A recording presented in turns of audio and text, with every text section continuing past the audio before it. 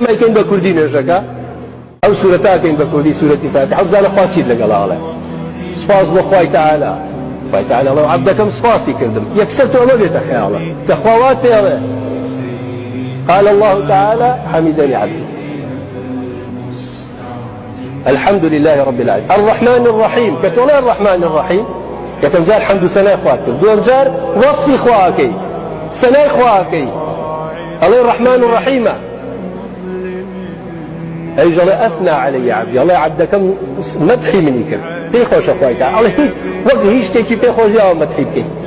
بيخوش مدحي بك مدح دائما ذكري بك دائما باسك جال خالد شترا باسك كذكري إخواتك كلو علامة جوراني تنسي بدون الأخوات يا كنوي إخوات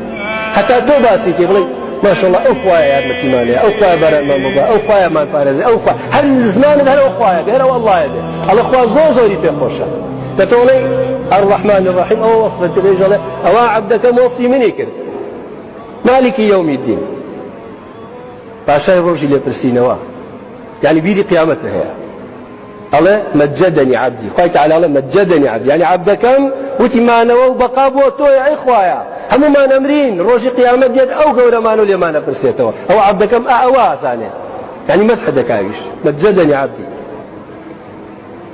إياك نعبد وإياك نستعين تو وعدي بخوا من هتو ببرسن لا تو زاتر كزلا برسن بقصي كزلاكم من بو كزلانا نينم عبادة دربوتوكم دعاء ورجاء وخير حموشتكم مربوطو نيجو روجو زكاة وحجو دعوة كردنو بارانا ونوز حموشتكم بوتو يا اخويا بو كسي ترني العبدك ودعوة يارمتيش أكم كيارمتين بين سنة عبادة دعوة يارمتين لتوكم أجر تو نبي يارمتين بين ناتوان موكم قال يا الله خوي تعالى أمل بيني من وعبدك ما وعبدك ما هتشيك دعواك من أيامك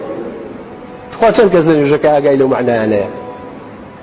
شن كزلن يشكاها قايلوا معنا أنا إن جعله اهدنا الصراط المستقيم خويا بم خيت سر رجل راسك يخو هداية بيبو أو رجل راس بس رجل كي تومي ورجل كسرناوي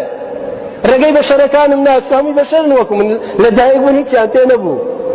هات ندر وتوبة خيو كردني سن بقصي أمامكم سبحان الله برا كان عرب كان أيانوت بشرك كان عرب كانوا أبشر يهدوننا يعني تياسر يعني شنو هو بشر هداية با يعني أوان ولو قصة كان يعني برامبر وبيغمرات غلطها ها بس عقليتي كان بانو ما شروش بشر وكم يعني محمد بشر تفرق شيء لقل منها هيا بو بيعور رجل بشاني من بابو خم رجل دانني بو خم كذا مثلا صن بو حجاب يعني يفرموا راسه من بشر بل إنما أنا بشر مثلكم راسه بلانتيا يوحى إلي فرقتي بيني منه ووحيك يا بباشاوي أمر برنامجك ما بوداني وحي بويد كاتيش فرقنيا توالم يجوالم تولي بوابي مجالم بوابي اي بو ما صمني من يجبل موابي تو الله حزكم وابي مجالم حزكم وابي حزكم نابي هم اختلاف الشرط رزبه او لا يست اختلاف لحمو الدنيا هاد رزبه لبر حزكم اي غير هم يبقسي خوابك ها حزنا من يتوفى هموت أنا بقصي القرآن أو كاتي أبي بيك أمة خوي تعالى القرآن فرمي خوشي يك أمة بون بس دعاء الشيطان قال سريع يعني ليت قال بقصي إخوان نكد بون ببشبش وحزب حزبه حتى دعاء يا خوي تعالى فرمي ومن يكفر به من الأحزاب فالنار موعده هر كسي لو بشبش وقروب أنا إيمان بالقرآن أنا هنا النار جاقيتي نار آقر جاقيتي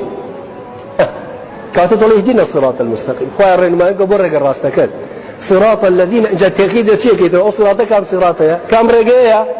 صراط الذين أنعمت عليهم رجيت يا غمر محمد صلى الله عليه وسلم رجيت يا شاكان رجي صحابكان غير المغضوب عليهم ولا الضالين خويا الرجي يهود ونصارى في شان ما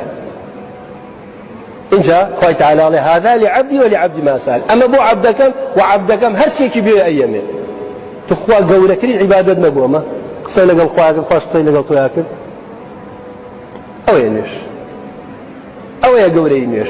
بس بداخوا أو نيش بس شكلكي لنا وما نايا روحكي رويشتوه نماو وكو إنسان يجي بين روح كوتبه أو هاي لهذا بو يجي سفادنا